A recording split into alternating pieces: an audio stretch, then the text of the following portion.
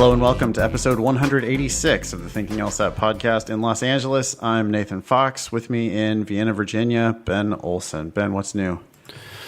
What is new? The weather is super nice, and I'm overwhelmingly slammed with work as the March LSAT fast approaches. Like, today I was looking at my schedule, and I think there's 15 minutes between each random thing that I have scheduled, all the way until 9:30. It's just, I don't know. It's crazy. Yeah, Wednesdays are my long days too. I have the podcast and then a bunch of meetings and my class tonight. It's busy. I've spent the last 2 days just writing straight. I think I wrote more in the last 2 days than I've written in the last 2 years, probably. Yeah, not combined, but just writing explanations for the daemon. Shout out to daemon user Luke C, who sent me 30 requests for logical reasoning explanations.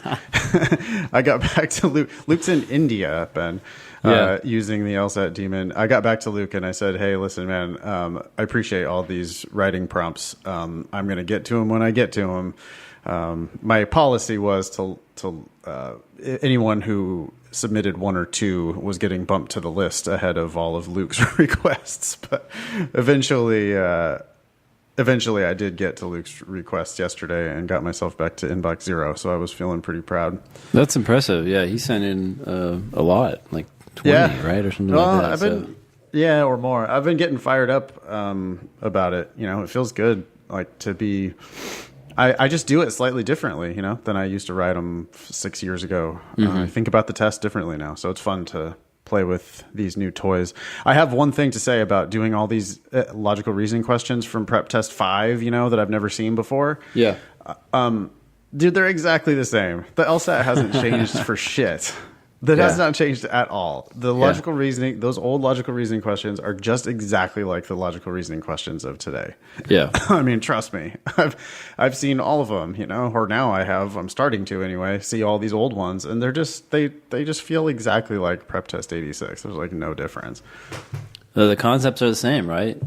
Accept the premises as true and then tell me why the conclusion is not something that has to be true given what was said. And the question types aren't any different either. I mean, it's just the same old must be true and strategy, or reasoning or whatever. Main conclusion questions, assumption questions, strength and weaken questions, explanation or paradox questions. It's all the same. It's just the test hasn't changed. Today on the show, we have an interesting guest, Craig Conover. You might know him from Bravo Television's Southern Charm. Craig is I guess he's a Renaissance man, isn't he, Ben? He is, yeah. I was trying to pin down exactly what he's going to be doing with his life. It sounds like he's starting a foundation for bullied kids. He's making pillows. He's a pro bono attorney, an actor. What else is he? He's got a lot going on. He's a really interesting dude. And it seems like he's just got all the irons in the fire at once. So we'll see what sticks. But we'll have that interview in the second part of the show. We're going to do an LSAT fundamental about reading comprehension question strategy. We'll dig into RC one more time. That's probably probably won't do any more RC fundamentals after that, will we, Ben? There's just not that much to say about reading comprehension, is there? No. You can practice it, but theory-wise, I just don't have that much to say. But it'll be fun to get back into that and start talking about RC question types. Okay, great. The show's going to come out on April Fool's Day, Monday, April 1st. You got any pranks to plan, anybody, Ben? Actually, I'm glad that you asked that because I was intending to do some pranks on my kids, but forgot with all the all the scheduled events in my life. But now I'm going to add that to my to-do list and make sure that they get thoroughly joked. I think you should get an air horn and just go into their room at 3 a.m. and blast it and go, April Fools! That would be funny if I were able to wake myself up, first of all. The thing is, it would probably affect me more than them. I'd be like groggy, and they'd be like, "Oh, this is so funny, ha ha ha!" Like they're kids, so they like this kind of stuff. I'd be like, "Yeah, now I can't go back to sleep." Yeah, that would be a prank on yourself. Ben, I'm looking forward to seeing you at UVA coming up in April 14th. Yep. We're going to be at UVA at 4 p.m. Eastern. You can go to Thinking LSAT Instagram or thinkinglsat.com and RSVP for that event, please, so that we can get a head count ahead of time. We're going to be talking about the changes, Ben, to the digital LSAT. Yeah. And everything else, and how to get into law school, really. Yeah, totally. April 23rd, I'll be at Seattle University around noon. Again, please RSVP for that so we know who to count on. You can email the show, help@thinkinglsat.com. If you do that, send us a selfie so we can use it with the question or comment or whatever you send in. Just a reminder, you can listen to the show a million different ways: Spotify, Apple Podcasts, YouTube, Stitcher, thinkinglsat.com.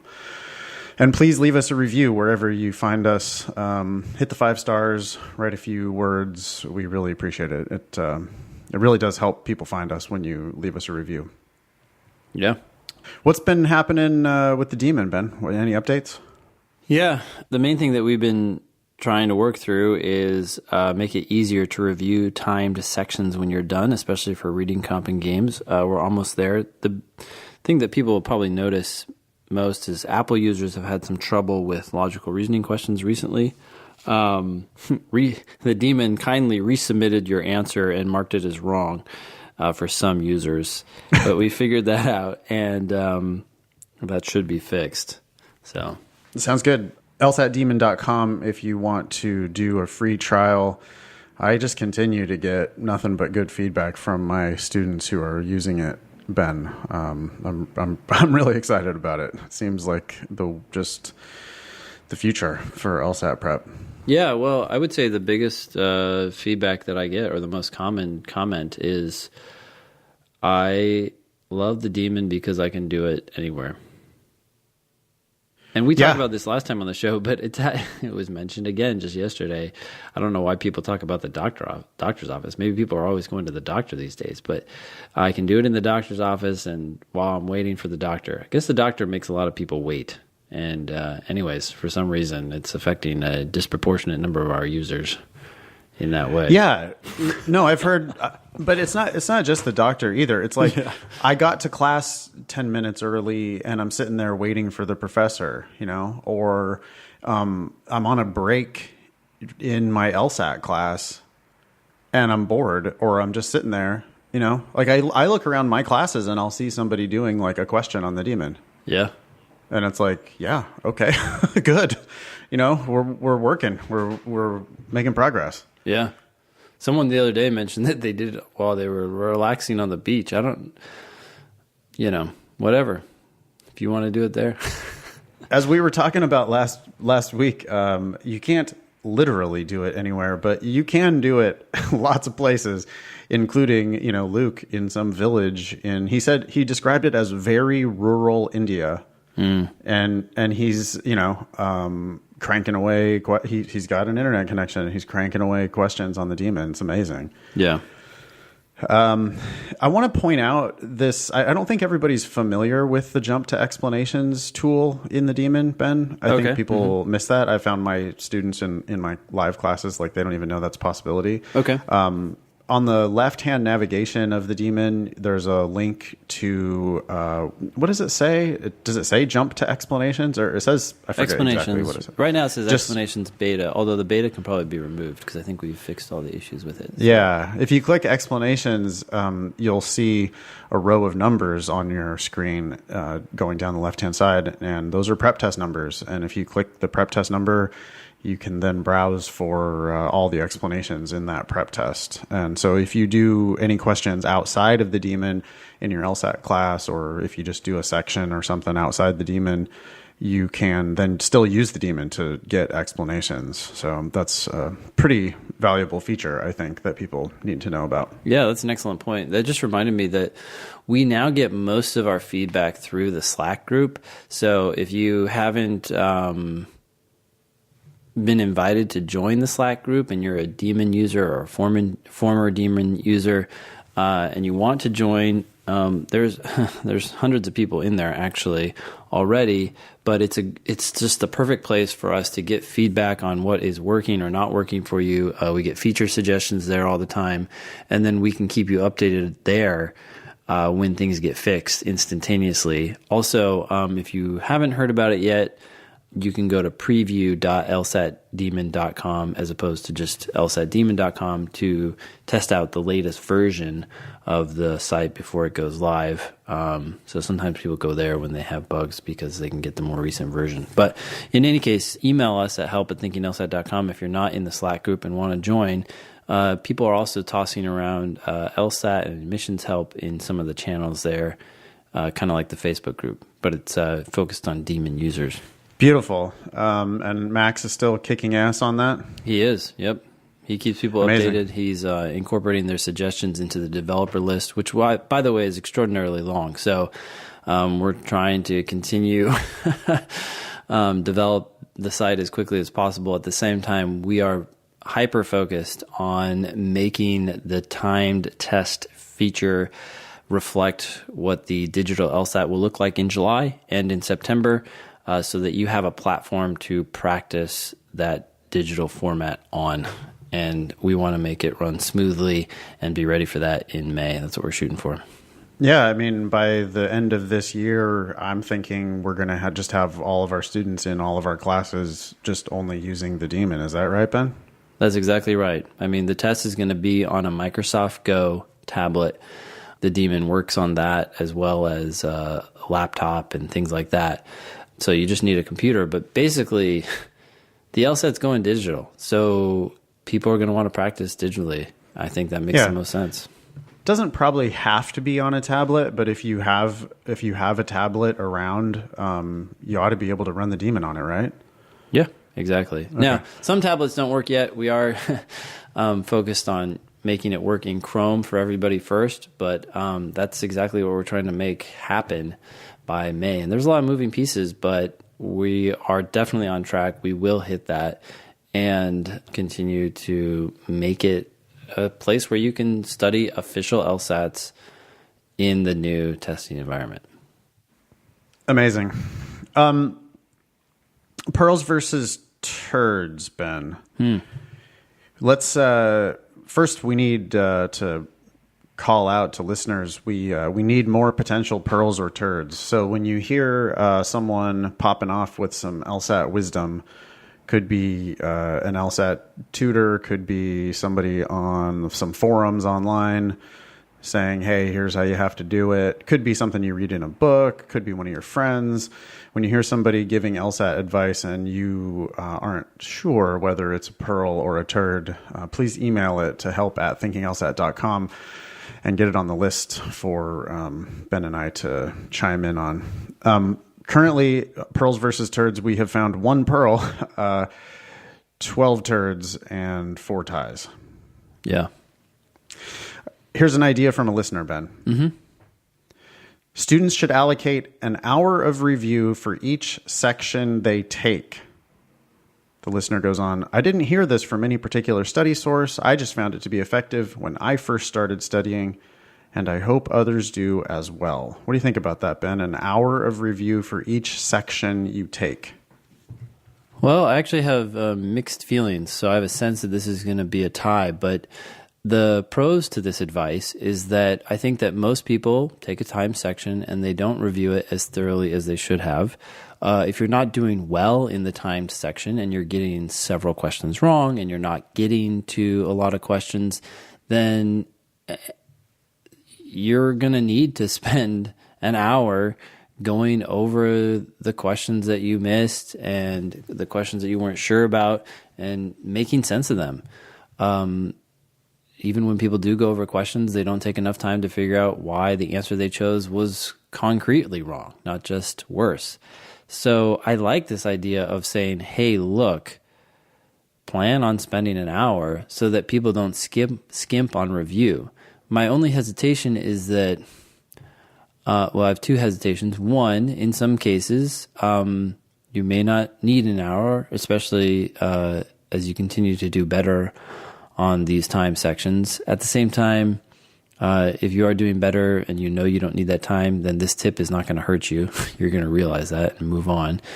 Right. And the other thing, which I do think could affect most listeners or most students, is that if taking a time section and then reviewing it for an hour is for some reason overwhelming or too much at first, I'd rather you do less and start getting in the habit of doing something every day and at least learning one or two solid things than being too stressed about, oh, I've got to do this section and then I've got to do another hour. I don't have time to do that today, so I'm not going to study at all. I want you to set a goal that's easy enough that you start doing it every day, because there's so much power in consistency. Yeah, I agree. I'm inclined to like this advice because most people just don't review enough. But yeah, that would be a problem if people got scared off of doing timed sections because they thought they didn't have the hour to review. I'm happy to give it a tie. I think most people can probably take it to heart, though. Yeah. That, it's closer to an hour than 5 minutes. It is. Right? 5 minutes is going to be enough to review one question, maybe. Mm-hmm. I'll have tutoring sessions sometimes where I'll take 20 minutes with one question with a student. Absolutely. That happens all the time. Sure. Happens all the time. Maybe even longer than 20 minutes to just make sure that you're really getting there where you actually understand it. And that's where the learning comes from. So if you're not doing that part of it, then you're just spinning your wheels, practice section after practice section without learning anything is not the way to go. Yeah. Well, it's not uncommon for me to be talking to someone and they say, I think the flaw here is that this is a correlation causation thing. And it's like, okay, why do you think it's correlation to causation? Or they don't even say correlation to causation, which would reflect some understanding of that flaw. They just say it's a correlation causation thing. And then I say, okay, why do you think that? And then they try to unpack it a little bit. And I'm like, okay, first of all, what does it mean that things are correlated? Well, it means that two things happen together, or at least two things. And what are the two things that you're talking about? And they're struggling to identify those two things. And eventually it's like, look, there's no correlation causation here, but we could just move on and say this argument's not dealing with correlation causation. But clearly you don't understand that, and that's a concept that's tested quite frequently. So let's take 10, 15, 20 minutes to unpack that. And I think a lot of times people feel this like urgency, like, oh, well, this question doesn't have to deal with that. And now if I'm going to go off and start worrying about that, then I'm going to waste all this time. But I'm like, look, you unpack that concept, that's going to help you understand in part why you got this question wrong, because you started somehow thinking that this was a correlation to causation flaw. And it's going to help you with all other future questions that are related to this. So yes, we may spend 20, 30 minutes on this one question, but now you walk away and 5 more questions in the section make more sense to you. You're a better thinker. You have a better understanding of exactly what these concepts are. And so in that sense, like you're saying, taking this to heart makes sense. I mean, people just aren't willing to put as much time into unpacking a question as they could or should. Yeah, and you got to think about it like a lawyer. Lawyers they're going to take all the time they need in order to sort it out.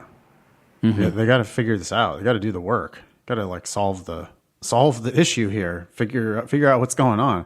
Not just continue doing the same stupid things over and over. Yeah, but learn from it so that we can just do it accurately.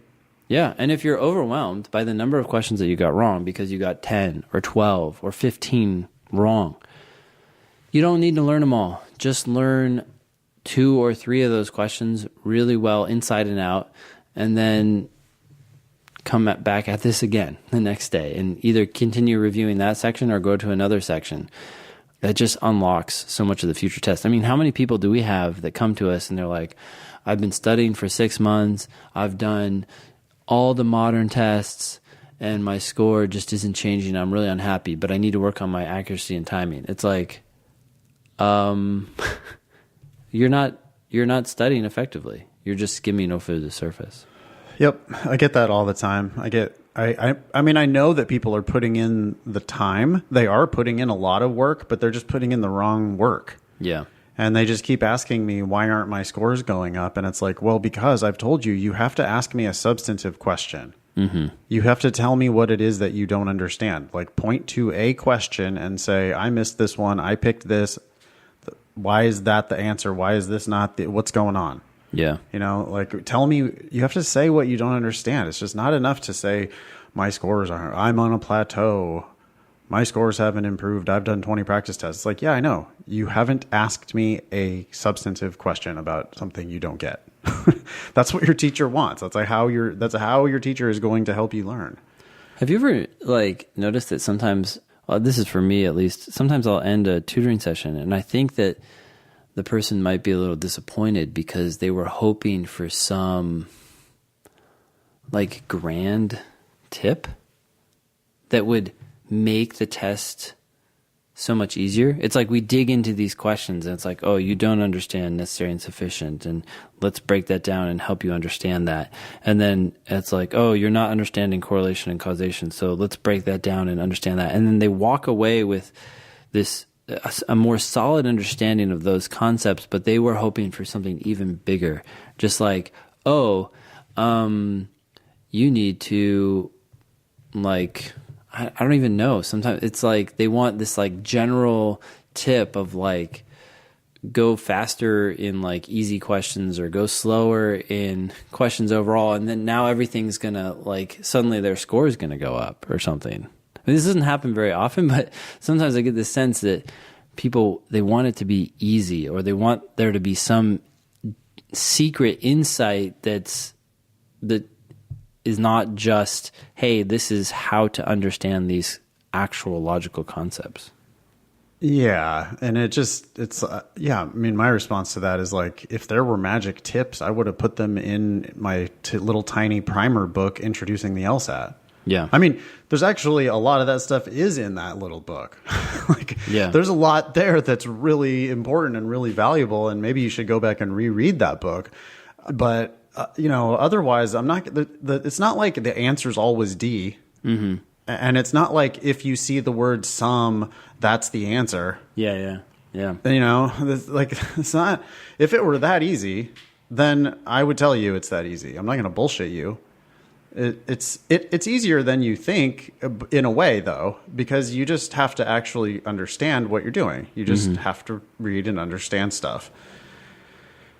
But you do have to sink your teeth into it and really win that battle of will and actually commit to understanding what you're reading. Yeah. Okay. I feel like we're covering ground we've covered a million times before, but take longer to review your mistakes and really make sure you understand. And if you're not sure if you understand, bring it to your teacher and say, hey, can I talk through this with you? Can I explain to you what I'm thinking here? Yeah. I got an email from a student in my LA class right now recently, and she basically just wrote, I mean, it was like a 5,000 word email where she wrote her thoughts about a bunch of questions that she had missed and how she understands them now. And she just wanted to run it by me. And it was kind of a lot. But as I was skimming through it, I mean, I read it pretty quickly, but as I was skimming through it, I could tell that she had done the work. She had well, here's what I missed. And now that I look at it again, I see this and that. And when I look at the correct answer, the one I didn't pick, I see this and that. And I understand why I made this mistake. Mm-hmm.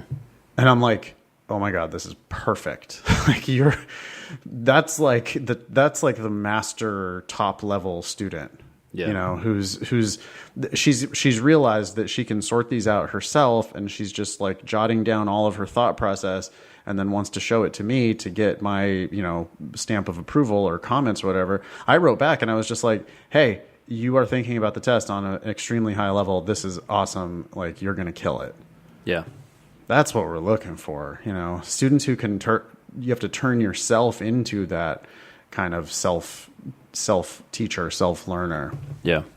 But the way you get there first is by asking questions. I'm always amazed people apologize for asking questions. I'm sorry for bothering you. I'm sorry to email you. Yeah. People are like, I'm sorry to email you on the weekend. I'm like, I don't care. What? If I cared about the weekend, I wouldn't check my email on the weekend. Yeah. But people are like very skittish about asking questions. And I always say it, but I mean, that's the only thing I want. I want you to show up and ask questions. Like, do homework and ask questions. Yeah. The more specific, the better. Yeah. My favorite student is the one who shows up at class, and before we're like even getting class going, they're like, hey, can we talk about a logical reasoning question? Mm-hmm. Or, hey, can we talk about this game? Yeah. I'm like, yeah, we can. Absolutely. Let me see it. You know, now I'm drawing on the whiteboard, like doing the game for them and for anybody else who's interested. Mm-hmm. But do the work, ask questions. Okay. I want to get into reading comprehension question strategy. Yeah. Fundamental. Yeah, let's do it. All right. Where do we start? All right. So you finished reading the passage. You should know what the main point of the passage is. If you don't, stop and scan back over the passage to remind yourself of what was discussed and get... That's a disaster already, by the way. What? Finishing the passage and like not knowing what the main point was. Yeah. Is just that you shouldn't be in that position. There's no way you should be finishing up the third paragraph or fourth paragraph or whatever going, yeah, I don't know what they want. Yeah. I think because you should have been making predictions about that all the way through, right? You should have been making a prediction and then revising that prediction. Making a prediction, revising. I agree. I think that sometimes maybe you've made those predictions and I don't know. Yeah, I guess so. My solution for when that fails to happen is to say to people, look, if you were paying enough attention, then you should remember what was being said as you scan back over it.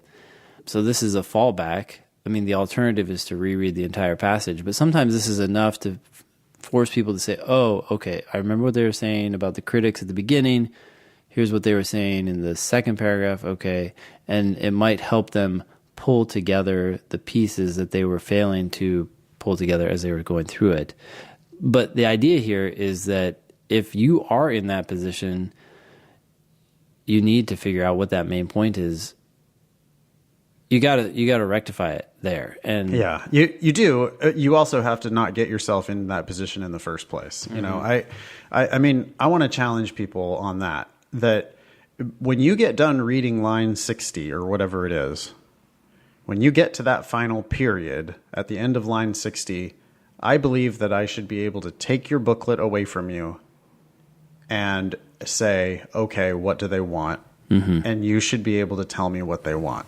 Yeah. Because if you can't, then what were you doing? It's called reading comprehension. You're supposed to comprehend it. Mm-hmm. If I take it away from you and you're like, I got nothing, you know, well, okay, then you need to read it more carefully in the first place so that you can get the point of it. Yeah. All right. I think really quick here to comment on that. I think that likely what's happening is that there's two goals, right? There's understanding and comprehending and translating a lot of times what you're reading as you go.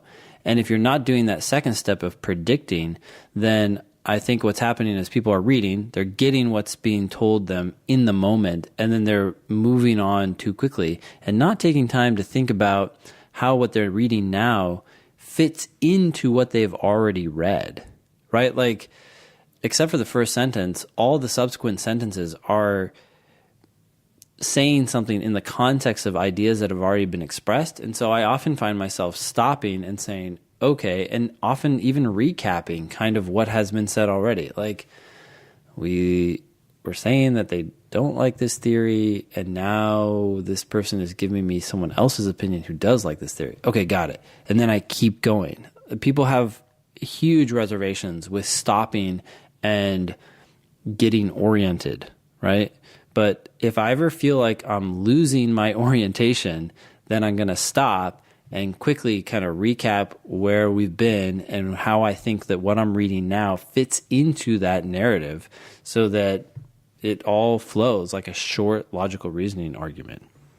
Yeah, and I think one hint is, you're not going to be reading out loud during the test, but you can like read it out loud to yourself in your head, if that makes any sense, right? Like you're hearing your voice as you read. Yep.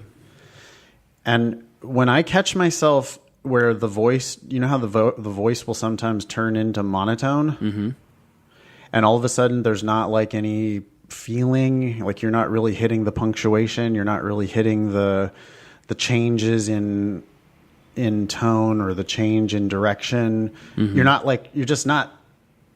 selling it anymore, right? Yeah. That's where the stop. You just have to stop, and probably reread the last sentence or whatever to get that like voice back where you're actually engaged. I mean, this happens, in miniature on logical reasoning questions, where I'll be reading it, let's say in class, and if I just kind of lose focus for a second, next thing you know, I'm like ba ba ba ba, like I'm reading the words, but it's clear that there's no meaning. When I have students read the passages or logical reasoning or reading comprehension, if I have a student read it, it's super common that they go into that monotone voice where they're just like really, and they're reading it really quickly, and it's just like words, period. Yeah. And it's just clear that they've got nothing. Yeah. Like they said all the words, they have none of the meaning. And that's where you can't afford, on the reading comp, you can't afford to do that. It's 60 lines. If you do that for the first 30 lines and you got nothing, that's just a complete waste of time. Yeah. So you have so you just have to go slower in the first place, right? You have to go slower. You have to be engaged, as you're saying, and you have to grapple. You have to grapple with this stuff and try to understand how what has been said relates to what you're reading now. I mean, the other night I did a passage from Test A.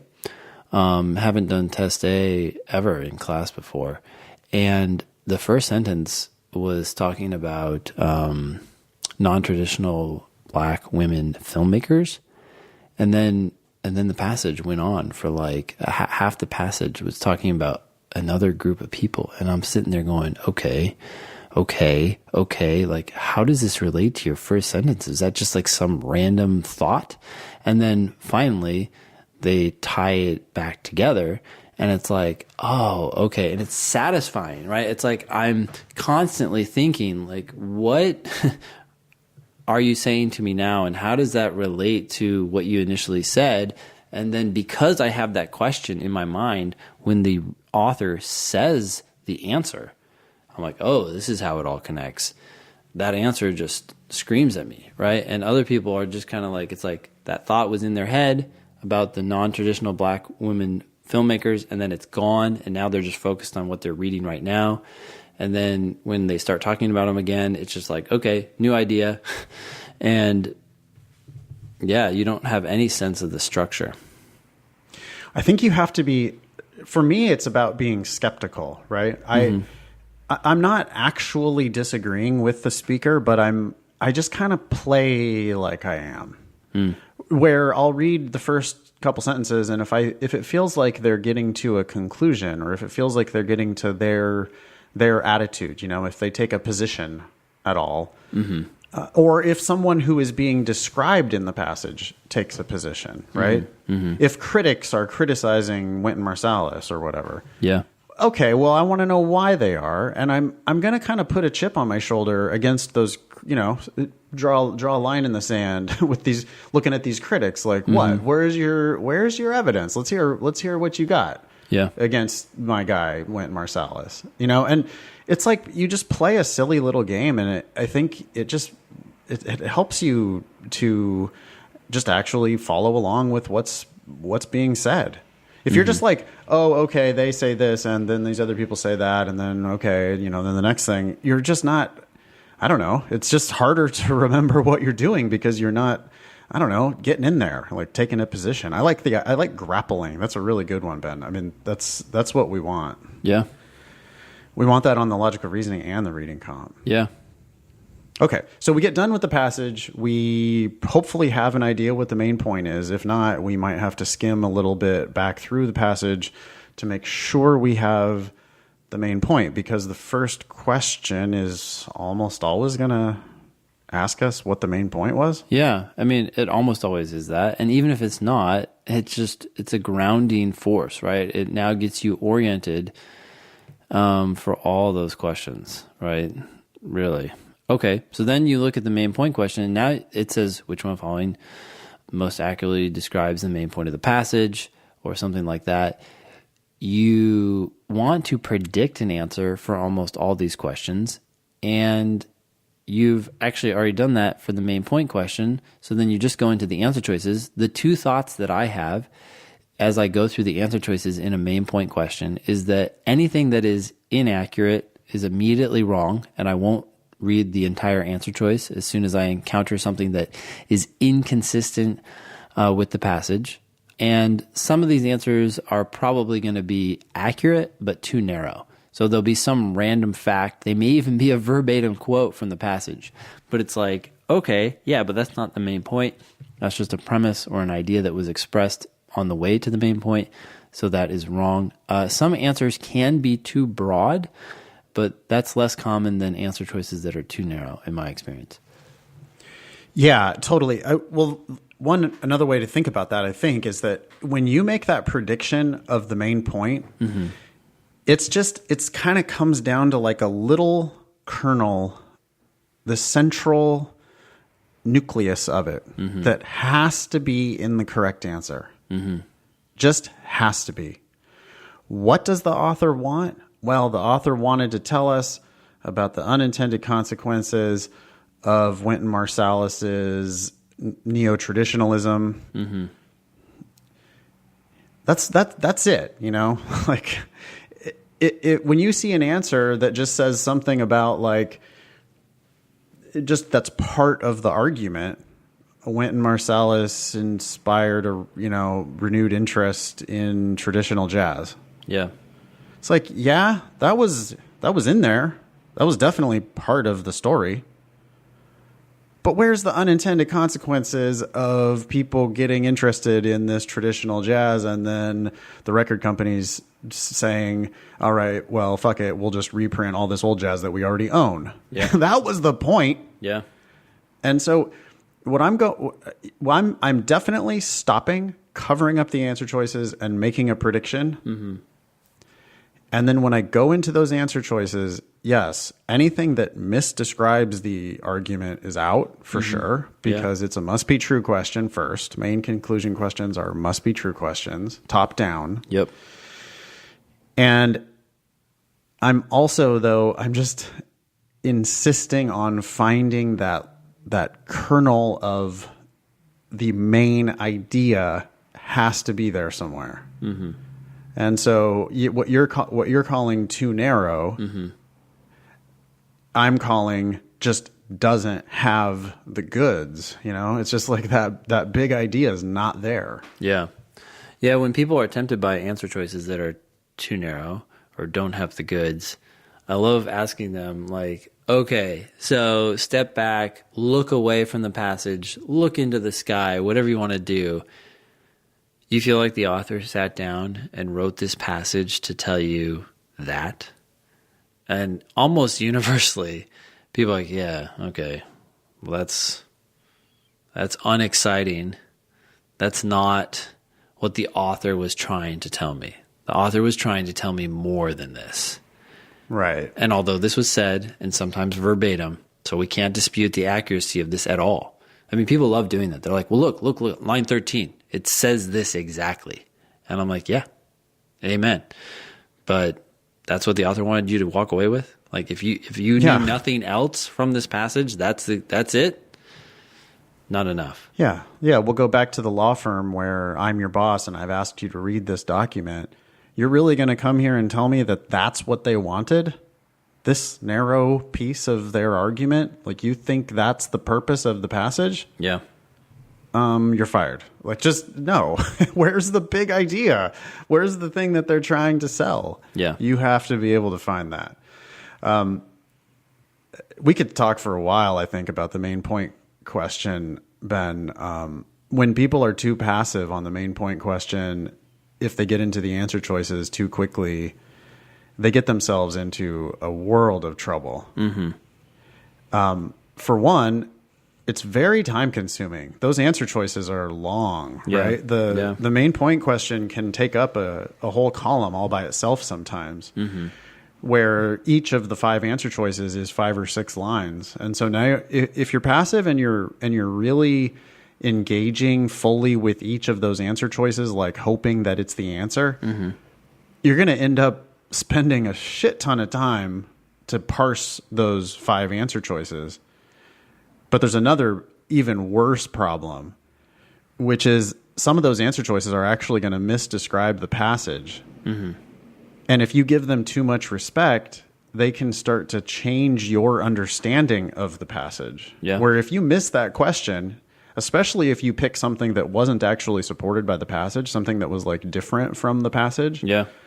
Now you're vouching for a main idea that was not the main idea of the passage. Mm-hmm. And it's like you're walking away from that question with now a tweaked understanding, a misunderstanding of the passage because you got yourself in the weeds with the answer choices. Yeah. And if you do that, then you end up missing a whole bunch more questions. Yeah. I would say that some of the most challenging correct answers are the ones that are partially incomplete. Like they hit on one core idea, but not the other.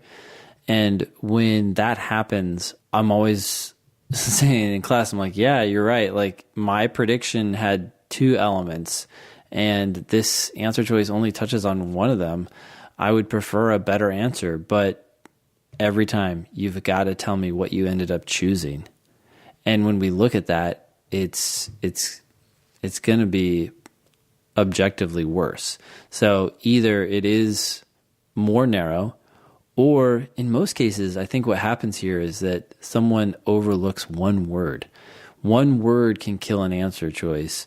The fact that everything else about that answer choice is great does not save it.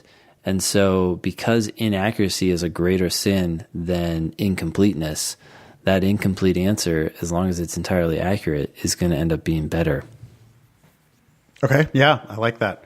One word will frequently make an answer choice wrong. So you're vouching for every word in that answer choice when you pick it. Mm-hmm. These are must be true questions first. Yeah. What else do we want to say about reading comp question types? Okay. I would say that most of them, almost all of them, are top-down questions. So they're asking you, hey, given what was said, what must be true? Or please describe what happened or the role or the primary function or purpose of this paragraph or this line. All these things are top-down. So as you go through these answer choices, you not only want to predict loosely what you think the answer is, you want to go through and make sure that you're picking the most boring, weak answer that there is. Now, not starting with that, right? We're not like just going question strength first.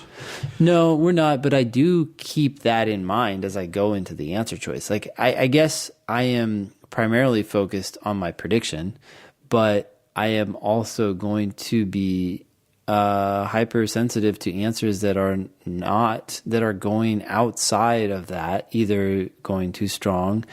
That doesn't mean that it's per se wrong, but it is going to be something that I focus on. I think a lot of times focus is helpful in the sense that it's like, I'm debating between these two answer choices. It's like, oh, okay, well, what do you think about the word always?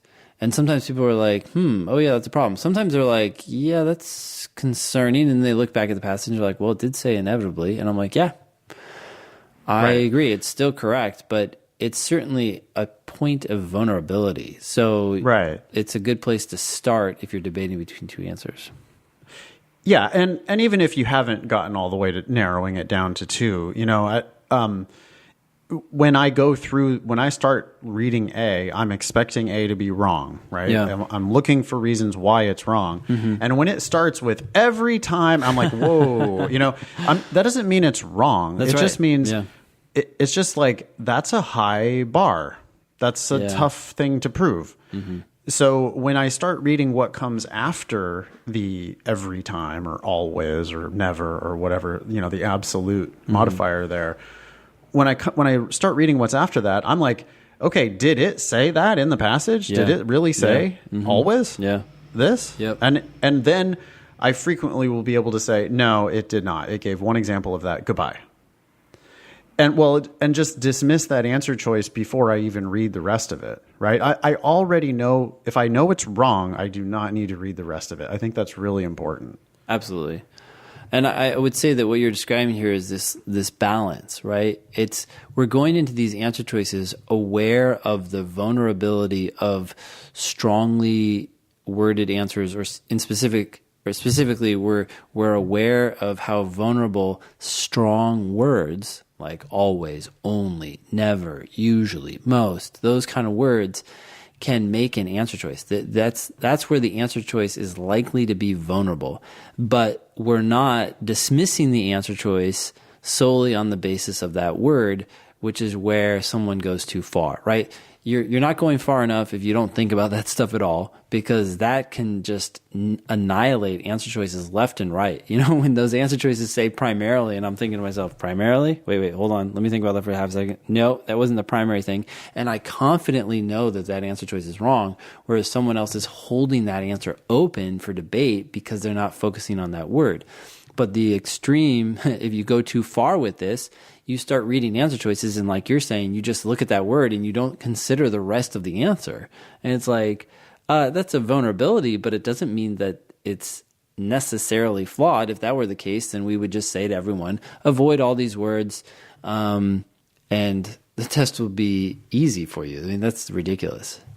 Yeah, and I mean, you can save yourself from that error by the answer you are going to pick. You do have to vouch for every single word in the entire answer choice. Mm-hmm, mm-hmm. So even if you had dismissed something too hastily, you still shouldn't miss the question, because you shouldn't pick that wrong answer. And so people need to be more critical. I think they need to be more willing to let go of wrong answers quicker. Mm-hmm. But they also need to take a moment longer with the answer that they're going to pick and just be sure that it's really supported by the passage, like every single word of it. Mm-hmm. Yeah. That's a fine balance there, right? But I mean, that's how you get through the answer choices quickly without getting distracted, is that you just expect them to be wrong and are quick to dismiss them. Mm-hmm. But before you pick an answer, you have to be sure it's right. And that means the entire answer choice, every single word. Yeah, so what you're saying here is that you may be quick to dismiss A and B and C for whatever reason. But if you get down to E and you're thinking to yourself, well, I've just dismissed A, B, C, and D, that doesn't mean that you should now have a more favorable opinion of E. You should read that just as dismissively. And if you don't love every word in that answer choice, then you have to accept the fact that now you're going to dismiss that as well. and go back, and maybe you could start at A, but you could also, there may be answers that you, as you were dismissing them, you dismissed them less quickly and less confidently, right? There are certainly cases where you're like, no way in hell, right? We're not talking about Santa Claus's cookies here. Right. And so I'm not going to go back to A, but I did kind of pause on B and ultimately decided to get rid of it because of the every, but let me look at that again and maybe even look back at the passage and say, oh, they did say each student in the class, and each is everyone. So went a little too fast there, but you saved yourself because you weren't accepting of a bad answer. You should be dismissing all 5 answer choices on the logical reasoning and the reading comprehension pretty frequently. I mean, I dismiss all 5 much more often than I narrow it down to 2. When I see people narrowing it down, if they're always narrowing it down to 2, when I hear I always narrow it down to a 50-50 and miss it. Mm-hmm. It's like, well, 1, no, you don't. You're just not reviewing the ones you got right. But 2, if you're narrowing it down a lot, on the one hand, it's good that you're getting rid of like the real bad answers. Yeah. But on the other hand, it's bad because you're just giving too much respect to these answer choices. There aren't nearly as many second best answers as you might think. That is true. And so I don't love it. I mean, and especially when people are like, well, I narrowed it down to A and B and D. Mm-hmm. That's just,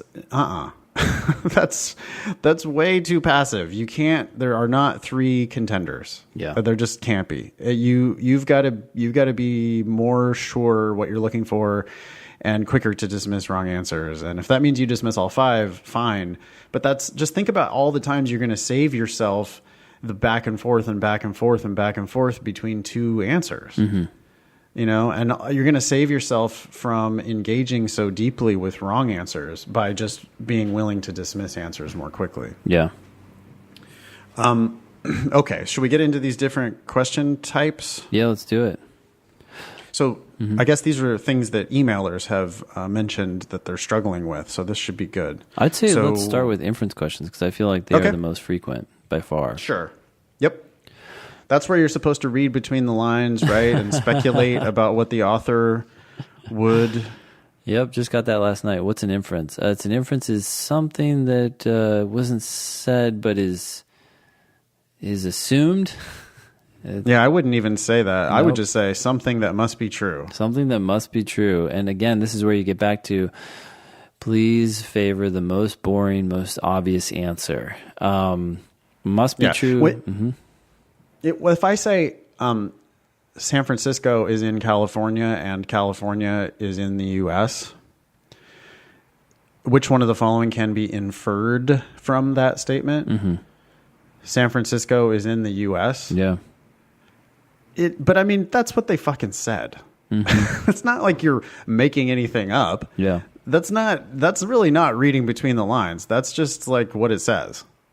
I mean, so technically you're combining 2 separate claims. Sure. But still, the point is, it feels boring and obvious. Yeah.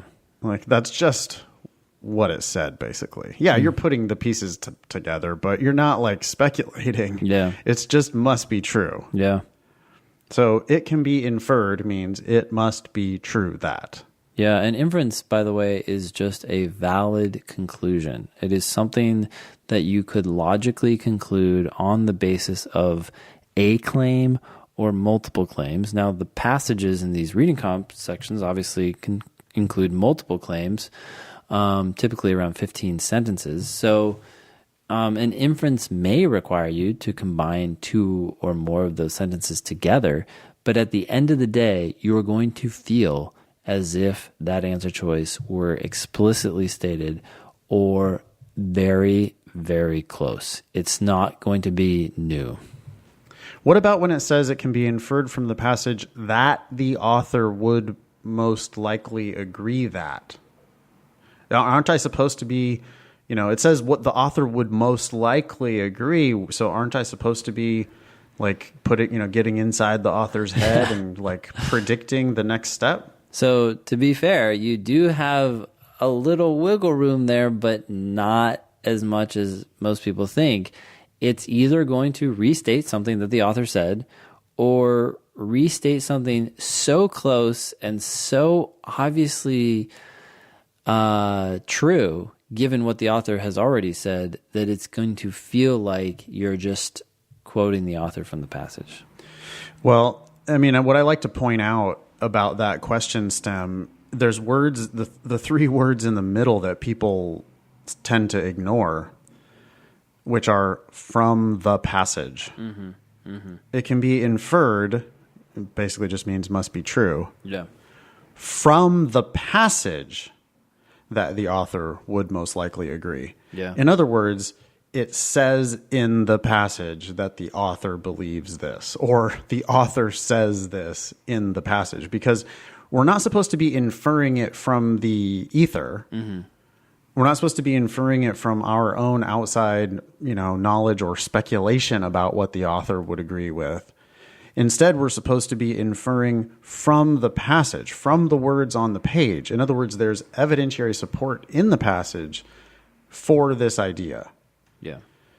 And so it's just, they're testing your reading comprehension. They just want to know if you understood what it said on the page. Yeah. They're not testing your ability to speculate and make up what the author's going to say next. They want to know if you know what the author already said. Yeah. So these are must be true questions. And these are like, it's how many of the questions on reading comp are must be true? Is half? More than half? More than half. Yeah, slightly more than half. And well, it depends on how you define must be true. I mean, if you're strictly talking about must be true, like what can be inferred or what is most strongly supported by the passage, that's probably going to be around 60% or so. If you go ahead and include questions like, what is the primary purpose of that line or the paragraph or things like that, which are other types of top-down questions, then you're looking at 80 to 90% of reading comp. Yeah, because these other ones that people are curious about, these role questions and these meaning questions, those are just in the must be true-ish family anyway, right? Mm-hmm. Those are still just top-down. We're looking for stuff that we can support from the passage. Yep. I mean, there is the occasional, which one, if only if true, would most weaken or strengthen the author's contention in the third paragraph. So that's a bottom-up question. It's rare. I usually only see one per section. And they tend to be hard because people don't take the time to identify what they're strengthening or weakening. But if you do that, totally, then it becomes a lot easier. People miss those all the time. Oh, I just can't do these where it asks me to undermine. And I'm like, okay, well, what are we being asked to undermine? And they're like, The author's position. What is the author's position in the third paragraph? Like, go find it. Right. The way you do that question is you go back to, if you don't remember, you go back to the passage and you reread the author's position in that part of the passage. And then you say, oh, well, the author believed this. Okay, so how would I weaken that idea? And then the right answer should just jump out at you. Yeah. Oh, boy. Okay. So we have role questions and meaning questions. I guess I would start with role questions and say that when the question asks you the primary purpose, they can either ask you the primary purpose of the passage, a paragraph, or a specific line, or sometimes word. For all of these, I am making a loose prediction. If it's asking about the passage, I'm just stepping back and saying to myself, why did the author sit down and write this? Were they trying to inform me of something or persuade me to believe something? I think that all the passages can fall into one of those two categories. And then the next question would be like, what's the primary purpose of that paragraph? I often have to look back, scan the paragraph, and remind myself, oh, what was discussed here? But as soon as I remember, oh, yeah, this is where they were giving evidence, then I think to myself, was it giving evidence for something that had already been said, or was it giving evidence for something that was about to be said? I try to fit that paragraph into the passage as a whole and treat it like a role question in logical reasoning, where I'm saying to myself, the role of this paragraph is to support or to provide background information. But bottom line here is I'm making a prediction. And then finally, when they ask for the primary purpose of mentioning, dryers in line 17, I'm often going back. Sometimes I remember, but sometimes I'm going back and I'm looking at that sentence and I'm saying, okay, why did this author mention the dryers? Oh, they did that to illustrate a claim that they had said earlier. Or no, they were doing this to explain an opposing viewpoint or something. Like, why was this mentioned? Again, I am predicting and then going into the answers and looking for an answer that most closely matches that description.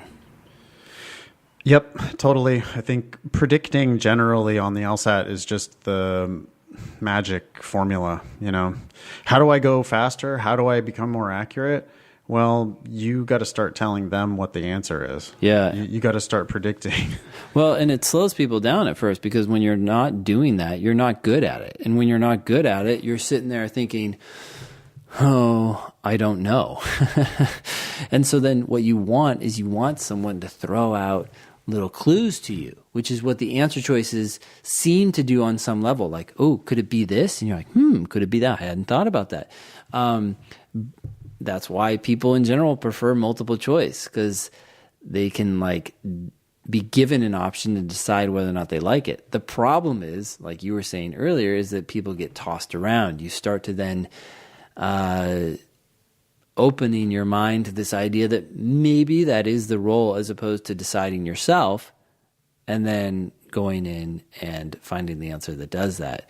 So it's going to slow you down to some degree at first, but then you're going to develop that skill and you're going to get better at it and you're going to get more accurate and you're ultimately going to get faster. It would be really interesting, Ben, to take an LSAT and remove the answer choices and like put lines, blank lines, and have people write answers. Yeah, that would be a real test of your understanding. But I mean, you know, and it'll work better for some questions than for others. But for many of the questions, like that's just how you do it. If this is a sufficient assumption question, I don't give a shit what the answer choices say. Yeah, likewise. You know, or main point question, I don't care. I'm going to tell you what the answer is. Yeah. And so people need to get into that mindset on the LR for sure, but also on the reading comprehension. I mean, it's frequently the prediction is only like a rough, you know, yes or no, positive or negative. Mm-hmm. Yeah. Like when the author said this, what was their purpose? Oh, well, they were trying to sell me on this idea. Yeah. Or when the author said this, oh, yeah, that wasn't actually what the author believed. The author was saying that because they were going to shoot it down. Yeah.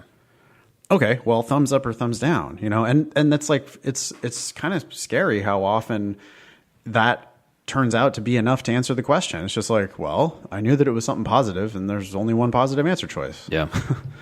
There's two negative ones and two ambivalent ones and one positive. And like, no, the author was trying to sell us this idea. Yeah. Or there's two positive ones, but that one's like way over the top. So this is it. Done. How do we do these meaning questions? Like when it says the phrase or word X primarily refers to what? So for those questions, I tend to go back and I just like to reread the sentence unless I happen to remember them using that particular word. But I reread the sentence and I say to myself, okay, well, what is the feeling that the person was trying to convey with this word? And you can come up with a bunch of other words that mean the same thing, but you are doing it in the context of that sentence. So many people, I think, I don't know if it's laziness or whatnot, but they look at that word in isolation. And of course, any word in isolation is going to have multiple definitions, which is why when you look up a word on in the dictionary, it's like, okay, here are the 4 definitions. Well, you can't decide which definition is being used in this sentence without looking at the sentence, because the sentence is going to constrain the possible interpretations of that word. So I go back, I replace that word with usually more plain words, plain English, and I say, okay, I get what you were trying to say here. And then I start going through the answer choices and look for the word that is closest to that word that I've come up with. Yeah, sounds good. I mean, frequently I feel like I can predict those answers too. I'm remembering a question. Do you remember the one that it was I think comparative reading, and it was about whether judges should be able to do independent research. Yeah. Mm-hmm. Right. And one of the speakers, I can't remember which one it was like sort of rhapsodizing about how awesome trials are for finding the truth. Mm-hmm. And then that passage has a question where it's asking you what did the author mean? Or you know what I would think it was comparing a word that one author used to a word that another author used or something like that. Yeah. Do you remember the one? It was about crucible. It was crucible and engine. Yeah. Mm-hmm. And, in a way, that was kind of like a hidden main point question, because when I saw the author saying that the trial system is a crucible by which truth gets found, Yeah. or when I see them saying that this was the greatest truth-finding engine man has ever, whatever. It was like those, because I'm so hungry for the author's main point, when I saw those words in the passage, I was like, damn, that's a strong, like, they really love this. Mm-hmm. They think that trials are the shit for finding the truth. Wow. Mm-hmm. Mm-hmm. And then it turns out later, they're like, hey, when the author said crucible, what did they mean?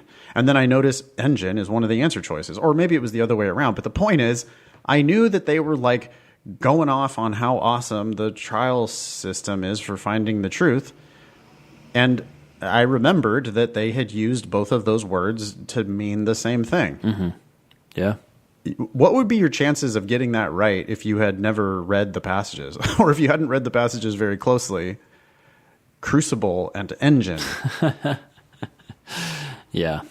Those do not mean the same thing. Like, no one would ever, you wouldn't, if you'd compared two dictionary definitions for crucible and engine, you might be able to find two definitions that are similar, but you would not think of them as being similar at all. Yeah. Unless you really read the passage well and you just got the like, oh, wow, that is like a really strong statement of the author's opinion about this issue. Yeah. So even these detail questions, you have to stay focused on the main point. Do you agree with that? I agree. And you can't pick answers that go like against the main point? Yeah. I'm always surprised when people do that. Why did the author include this phrase? And then they'll pick an answer that's like the exact opposite of the author's main point. Yep. Well, no, I don't think they included that phrase with the intention of saying the opposite of their main point. To hurt their conclusion. Yeah. I think sometimes students just forget that they're being tested on their reading comprehension, that they're just supposed to be picking answers that indicate that they understood the passage. Basically, right? Yeah, what the author wanted to let you know. Right. Even though it's so wordy. Okay. But there are two other question types we should probably talk about. Let's do it. Organization and analogy. Okay. They tend to be some of the hardest questions in the section. People get these wrong. Organization questions are the ones that are long. They can take up sometimes an entire column. And they have 5 answer choices that use abstract terms to say, like, the author introduces a theory. The author counters the theory with a set of examples. The author uses the examples the author points out a dissimilarity with 2 of the examples. It's abstract, and so I think people tend to gloss over these answer choices as they're going through them. My advice is to keep in mind what we've been saying, but that is that one word or phrase can kill an answer choice. And so you don't have to read the entire answer choice for all 5 of these, even though they're very long. And you can just start going through and asking yourself, did this happen? Did this happen? Did this happen? And the same principles apply. An incomplete answer is not ideal. We'd like it to be as complete as possible and cover everything in the passage, but inaccuracy is a bigger problem. So as soon as you hit something that does not happen in the passage, you can cross that answer choice out. If an answer choice is incomplete, it depends. I mean, either we can be critical and get rid of it because it's incomplete, or keep it open because it's not technically inaccurate, and then ultimately end up choosing that if all the others are inaccurate. So bottom line here is I'm asking myself, did this happen? Did this happen for each individual phrase in the Yep. answer, as opposed to reading the entire answer and then deciding. Well, you can also frequently narrow it down or eliminate more than one answer at once, right? Because I think what you see a lot with those questions is the first two answers and the next three answers will all start with the same phrase. Did you just say the first Right. two and the next three? Yeah, or the other way around. No, isn't that so? That's all five, right? No, but I mean different. Okay. Okay. Yeah, sorry. You'll notice yeah, the first I two actually, and the last three all have the Yeah. same phrase. Okay, cool. the first two will start with the same phrase, and then the last three will start Yes, with absolutely. a different same phrase. Yep. Well, okay, which one is it? I mean, it's one or the other, Yep, right? So you absolutely. immediately can like cut the answers down to half. Excellent. And then the second phrase might actually say you've decided that it's, oh no, it is one of these three. Mm-hmm. Can't be those first two because that's the wrong, it didn't start out like that. It started out like this. Yep. And then of those three, two of them might have, the same thing in the second clause. Mm-hmm. And you can decide, okay, is it that or is it the other one, right? So you can end up narrowing it down, I think, pretty quickly without necessarily reading the entire answer choice. Yeah.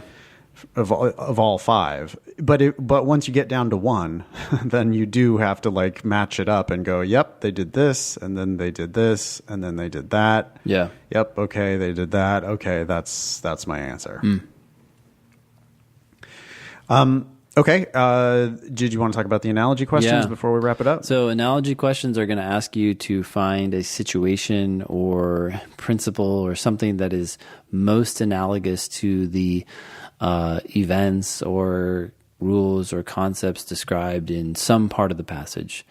And kind of like weaken and strengthen questions where people don't take enough time to figure out what they're weakening and strengthening. People don't figure out what they're analogizing to.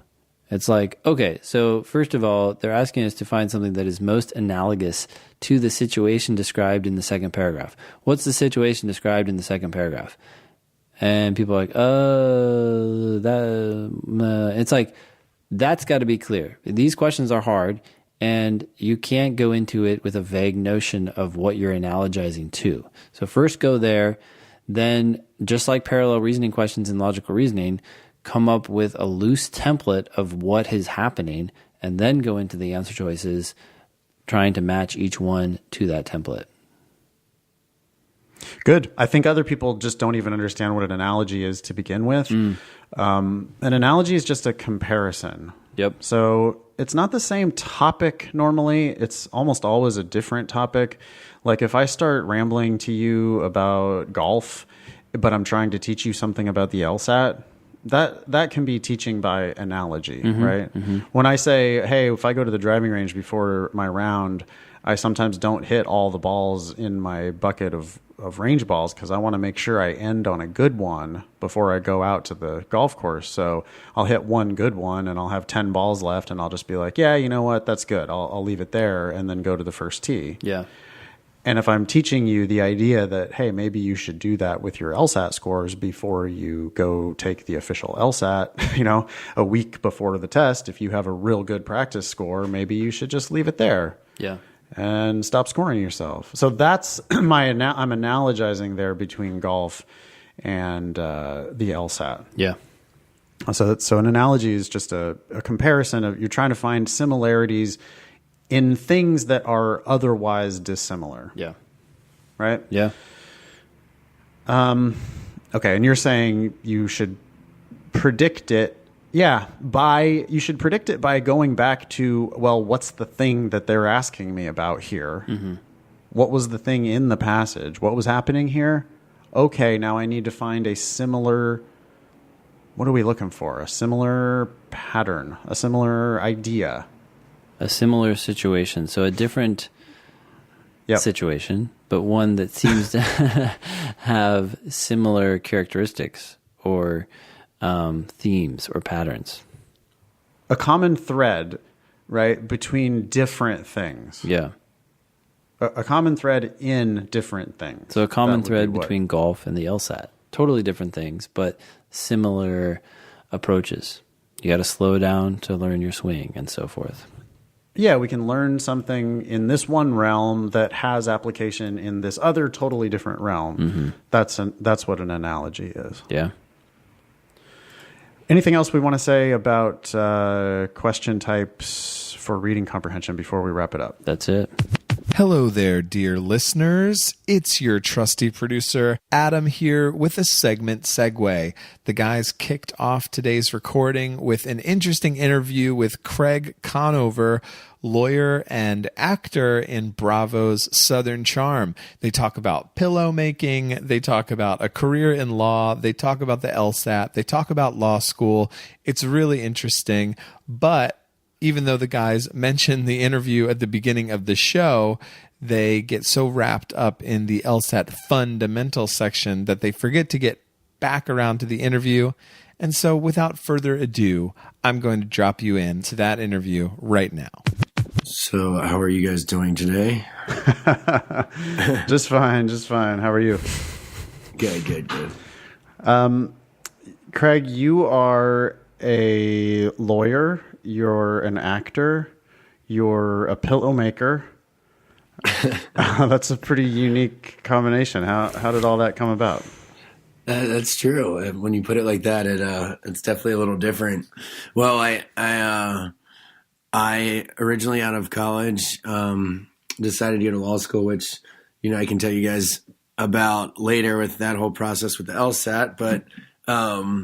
I ended up going to law school at Charleston School of Law. And then around the beginning of my third year, or basically the summer after my second year, I was working at a good firm. I was doing well in my classes. And I got tied up with the television show Southern Charm on Bravo. And wasn't sure if I was going to do it for a while. It took me about 5 months to commit because it's obviously not the normal path you take after going to law school. And, I talked to my dean about it and a few other people. And at the end of the day, I was like, look, what would I regret more? Not doing it and wondering what if, or doing it and having to fix some things down the road. So I decided to do it. And then a few years went by of doing the show, and I was big into gardening, and I had a workshop at my house that my ex-girlfriend and I lived in. And when we decided to split up, I moved in to my new house, and I didn't have a garden. I had to leave my garden and left my workshop, and I did have my sewing machine for some reason, and I just needed an outlet for kind of my OCD and short bouts of perfectionism. And I was like, I know that I've got to know how to make something. And I remembered how to make a pillow from 8th grade home ec class. And after making one, I kind of got hooked on it. And then that was my outlet during my breakup, was just creating stuff. And then it kind of turned into a business. And so now I'm an attorney, actor, pillow maker. Wait, so one question I have is, you said that you finished your second year of law school and then you got, I think you said tied into the show, or somehow weaved into the show. How does that happen? I mean, most people who are in law school are studying most of their waking hours and then working during the summer and not getting tied into a TV program. What led to that? That's true. That's a very good point.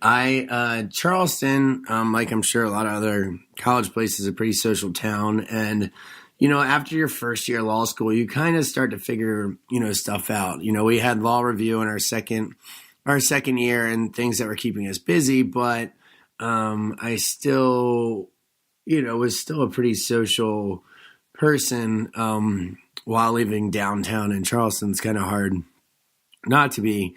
And I started to make new friends that Whitney is a guy that was on the show the first few years. He created the program and we all became kind of friends. And his mom had this, huge mansion that we had always wanted to go in, and would try and sneak into the pool in college and stuff. And he invited us to hang over there a few times. And then as we became friends, I knew he was in town doing a project, but I had no idea that, you know, he was considering me for it. And then it's tough because I'm not sure what I'm like allowed to say and not supposed to say, but basically because of like financial reasons and stuff, and me just, you know, not wanting to say what if, I for some reason thought I could do it all at the same time, which clearly didn't work out because I then, you know, in the second year of our show,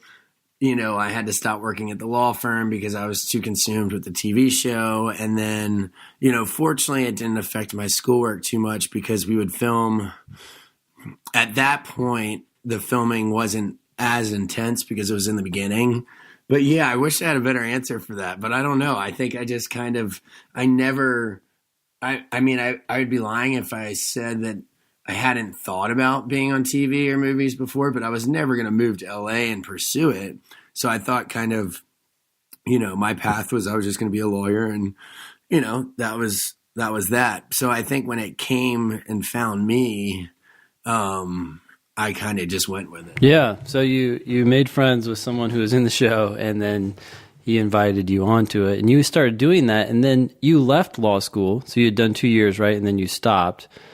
And you still had a year left. And wait, what year was that again? And then you went back to law school recently.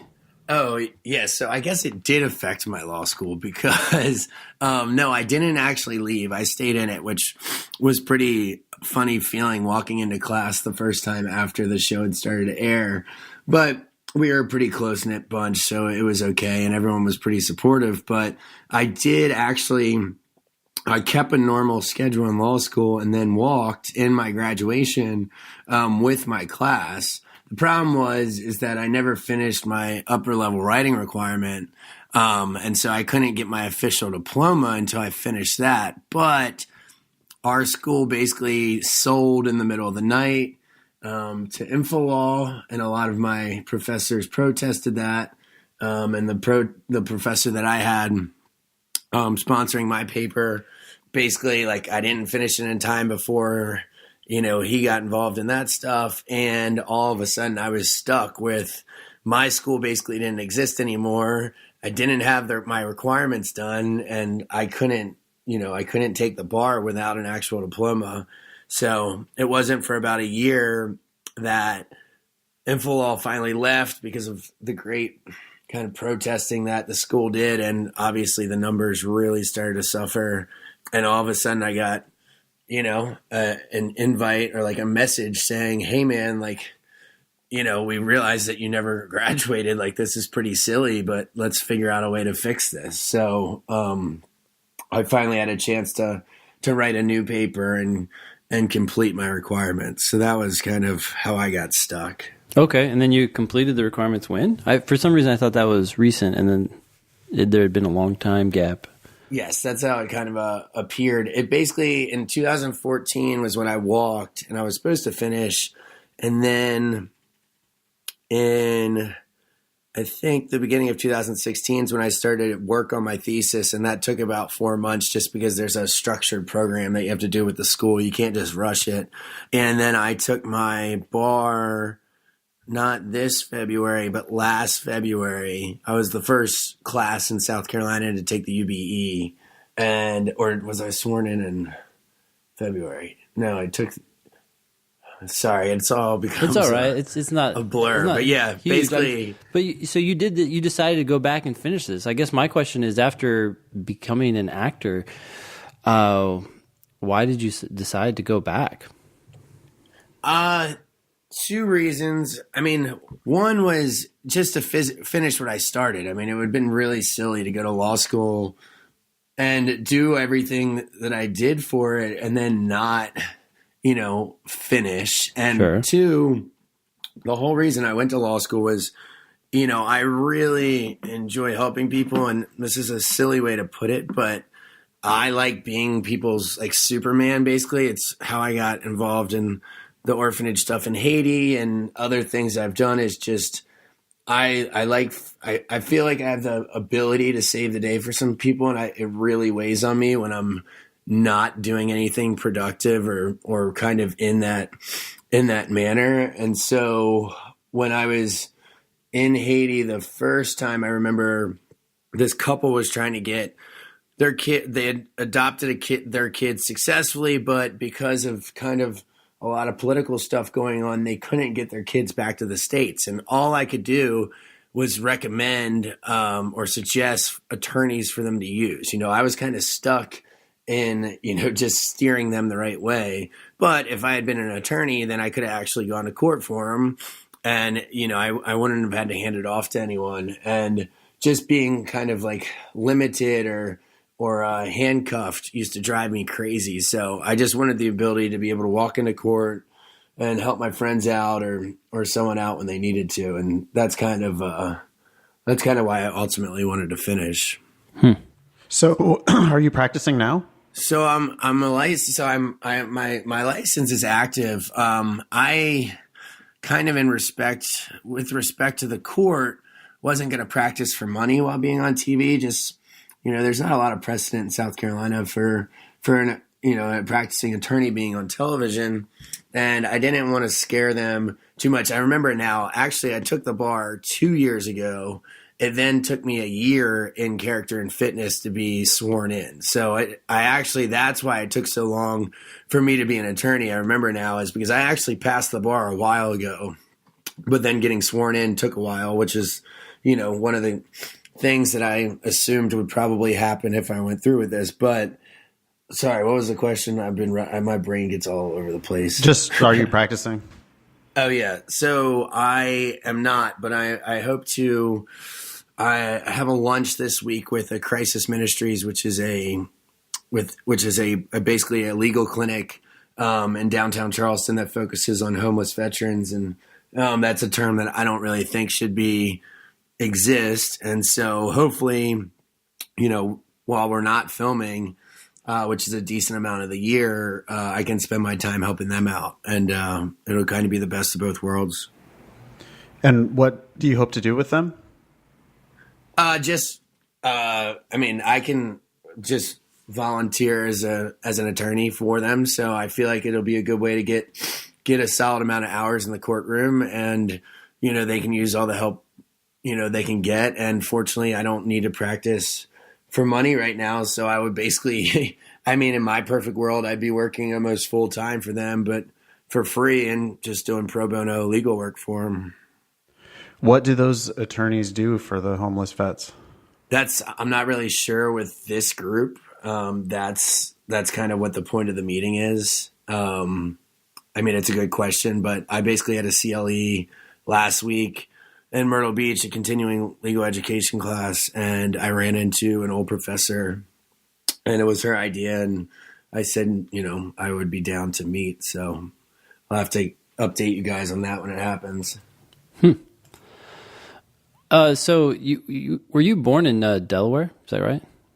Yes, I'm from the Eastern Shore, Delaware. Okay, great. So what brought you to Charleston? Well, back then in Delaware, and I think a lot of northern states, they didn't really teach us about the Civil War that much. They kind of told us that there was a war, and it was over slavery, and then we won the war, and then there weren't slaves anymore. And I know that sounds kind of rudimentary, but that was pretty much the history we got of the South. And so therefore I had never heard of Charleston. And a lot of kids went to senior week in Ocean City, Maryland, that was by our house. And so my friends and I went down to Myrtle Beach. And when we got there, which is kind of absurd to think that 18-year-olds are allowed to just rent out a house for a weekend, unsupervised. Looking back at it, there was like 10 kids in the house, and it just wasn't really working out. Everyone was arguing, and my buddy that I had grown up with in Delaware, he was a freshman at Charleston, and he had come up and he was like, "Yo, man, why don't we just drive like an hour and a half south to my school?" And I said, sure. And after like 2 days of being in Charleston, I knew I late applied to the college and got in, fortunately. And because I thought I was going to go maybe surf at UNCW. I didn't really know what I was going to do for college. I'd always wanted to play baseball, but that didn't work out. And then I kind of was in limbo. But once I got to Charleston, like I said, within a day or two, I knew this was the place for me. Cool. Nathan, do you have any other questions? Oh, I guess maybe if he wants to talk a little bit about his LSAT journey and, what did you do to prep for the LSAT? How long did you study for? Did you apply to more than just Charleston? So I didn't realize how long the process actually took to correctly apply for law schools. And so by the time I had decided to go to law school, it was too late to go the year after I graduated. So I actually took a year off between college and law school, and I went home to my parents and studied. And I actually used PowerScore to study. The creator of that actually turned out to be one of my friends here in Charleston, which is pretty bizarre, and I didn't know until after I had taken the LSAT. But I thought PowerScore was amazing. It was the only one I tried, so I can't really comment on anyone else. And I did apply to a bunch of schools. Most, knock on wood, I got into, but Charleston offered me a pretty substantial scholarship. And I don't know, I knew I wanted to stay in Charleston, and I just, my choice of schools was, I knew I wasn't going to get a job from my diploma of Charleston, just saying like, you went to a top 20 school, it's obviously not ranked. Like Charleston's not ranked with those numbers, but our professors I knew were amazing. And so it was kind of like, if you want to be taught by, some of the best and then hopefully get your foot in the door somewhere, that was the school for you. But then when the LSAT came, the day of the LSAT, I was doing really well in my practice scores. And then the day of, I remember walking out knowing it, that the section that I did incredible on actually was one of the test sections. And by the time I did the real section, my fatigue got to me. So that was one thing I could have worked on when I was studying, was actually sitting down and doing full practice tests. I didn't do that. And so the fatigue actually got to me at the end of the test. But that was kind of, I kind of let it get me down a little bit. But, at the end of the day, if you prepare right and stuff, the schools are going to talk to you. I mean, I wasn't applying to, top 20 schools, but I might have. I don't remember. It was a long time ago. But, yeah, I don't know. I wouldn't trade my experience for anything. I really, really enjoyed it. But some people, they get stressed out about what other people say about the school they're going to. I did go to a few schools, and the kids there told me to not go to the school, whatever I did, and so I didn't go there. But yeah, that was kind of my journey into it. And I was telling Nathan over email, I said, if you like law and legal stuff, like for me, I got wrongly arrested my junior year of college. I had never considered going to law school ever before, and I got wrongly arrested. And that process of watching, the interaction between the solicitor and my attorney and the judge, and it really inspired. I had no idea that's how it worked, and I fell in love with it. And I was really excited to go to law school. I was excited to go to class. Everything I learned, I was pumped about, and that's when law school's fun. But if you're just doing it, because you don't know what else to do, it's probably not going to be a great time because it's a lot of work. But, I mean, I kind of miss being in school. I really enjoyed it. So that was my very unorthodox pathway through law school and to where I'm at now. Are you glad you went just 1 year after undergrad, or do you wish you would have worked a little bit longer before starting law school? I'm glad that I went, and I probably would have gone the year after if I could have. I think just from watching my friends, a lot of them did it because they thought they were supposed to, or I don't know. I just feel like for me, I might have gotten distracted because if I put 2 years into a job after college, once I got high enough in it or whatnot, it would have been hard for me to reset and just give up all of that, time that I committed to that. For me personally, I get distracted easily, and I think it would have been bad. But I was shocked to find out that, I think I started law school when I was, 24, and I was one of the youngest by far in my class. Most of the people in my class were, around 28 to 30 our first year. And so I was surprised that most of the people had, they had been out of college for a while or gone to business school first or whatnot. Are they practicing now? I would say it's about 50-50. A lot went, I have a buddy that he came from business school and then working for Boeing, and then came to law school and then went back to working with Boeing and got a promotion and a pay raise, but he's not in a legal capacity there. Two of the girls I know went and got their LLMs afterwards, and now they're working as accountants basically, or consultants. But the 50% of people that are practicing, a lot of them are trial attorneys now, and they're doing really well. Most in my class went and started their own firms. It seemed like a few got jobs at big defense firms, but mostly just went in and started doing personal injury and stuff. But it seems that it worked out. There was a market for it here, which there is a lot of places, and they seem to be happy. A lot of them, already have the common, jokes about how, they work too much and stuff, but it seems like a lot of them like it. It's funny because the guys that you least expect to become like the prosecutors and stuff end up becoming the prosecutors, just like some of the wild girls in college become the teachers, like the elementary school teachers. It's just funny to see where everyone ends up. But how's the pillow business? And do you feel like your law degree helps you? It actually fortunately launches on April 1st. So we're a few days away after, 2 to 3 years of wanting to do it. It really helped me in the organizational part, because I have 2 partners now. So I got to do, the articles of incorporation and the operating agreement, stuff like that, instead of having to ask, or hire someone else to go over it or do it for me. I was able to do it. So a lot of the legal documents are good and a lot of my trademarks that I've done, but I mean, it doesn't help me with the actual design and sewing, but it's if you can go to law school, without having to, inherit basically a ton of student loans, and I would definitely do it. I mean, I thought I learned a ton, especially compared to undergrad. And I do end up using it in a lot of my daily life. And I think being an attorney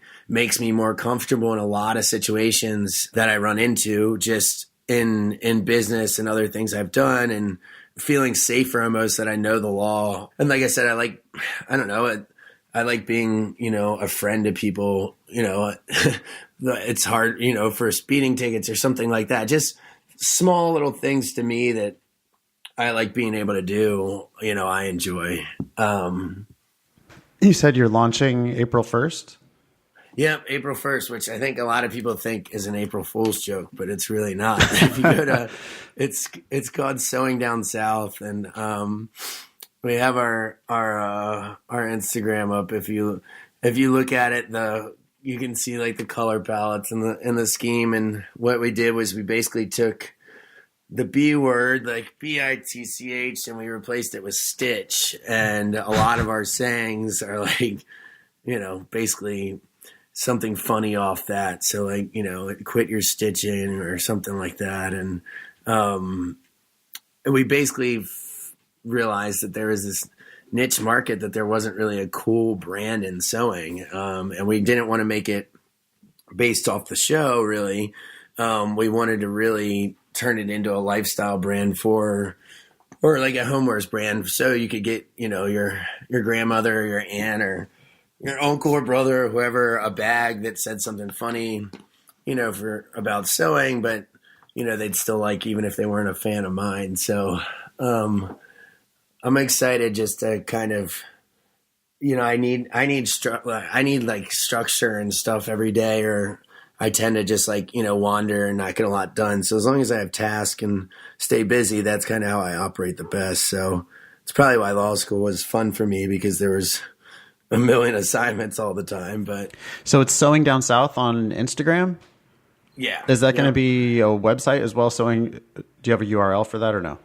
Yeah, so if you go to Sewing Down South now, you can actually type in your email just to get updates or whatnot. But fortunately, on April 1st, the way we have everything set up, you should be able to buy. I think we have 4 or 5 pillows coming out, and then some merchandise, some T-shirts, and some hats that we sourced. And it's our hashtag is Sew Squad. So if you want to be part of our Sew Squad, then that's where you'll go to get merchandise. But I mean, on a side note, and I didn't mean to keep you guys, but the whole how this all came to is it was originally Flawed, and that'll be the name of my nonprofit that I'm doing, and I have a huge platform for anti-bullying, and I was bullied growing up, but fortunately it basically is why I'm at where I'm at today. And I had to self-validate in high school, and once you self-validate, it's a pretty great feeling, and that's why I'm able to do this show without losing my mind. I mean, some of my other cast members really struggle with it, but for me, like I said, I already dealt with, the meanness and the bullying when I was little, and once you get past that, which it sucks when you're little, everything works out. And I am figuring out a way to go, connect with kids that are being bullied in schools right now, and tell them that it's just make it out of high school, and you're going to be just fine. And I mean, you know what I mean? It being smart ends up being cool, and these kids all end up having 6 kids and in prison by they're 22. Obviously, I'm not going to tell them that, but that's what, the bullies, it just works out. So with this sewing thing, hopefully, being a male that sews and likes cooking and gardening and stuff, hopefully it becomes a good kind of image that just do whatever you want to do and whatever makes you happy. At the end of the day, don't let someone else, control your life. So that's kind of where it came from. So Cool. That seems like a good place to leave it, probably. Do you have anything else you want to shout out, Craig? No, I mean, I appreciate you guys having me on. And congrats on all your success. And, maybe we'll talk soon. Awesome. Thanks, Craig. Thank you. All right. See you guys. Bye. All right.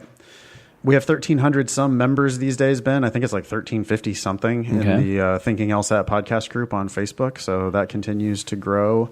While you're there, give the Thinking LSAT Facebook page a like. And a life. And a life. We're at Thinking LSAT on Instagram. We're at Thinking LSAT, at nfox, and at Olson Benjamin on Twitter. By the way, on Instagram, we post a lot of event updates. So if you want to join us for those events, go to Instagram, follow us, and stay updated there. And Adam's still doing a kick-ass job on the show notes, and Annalisa's doing a kick-ass job taking those show notes and boiling them down into tips and stuff that she posts out on Instagram. That stuff still is just awesome. That's right. We should remind people to sign up for the newsletter at thinkinglsat.com/blog/newsletter. It's awful. That's going to change soon. New website coming soon. Yeah. Thanks, Sarah. Visit strategyprep.com if you want to learn about Ben's courses in DC and his online stuff. Go to foxlsat.com to learn about my classes in Los Angeles and San Francisco and my online stuff. We both do one-on-one tutoring. You can book that via our websites. Go to lsatdemon.com and do a free trial. Check that out. And I think we'll leave it there. Thanks very much to our guest, Craig Conover. That was show 186. Thanks all y'all for listening. Nice knowing ya. Don't pay for law school.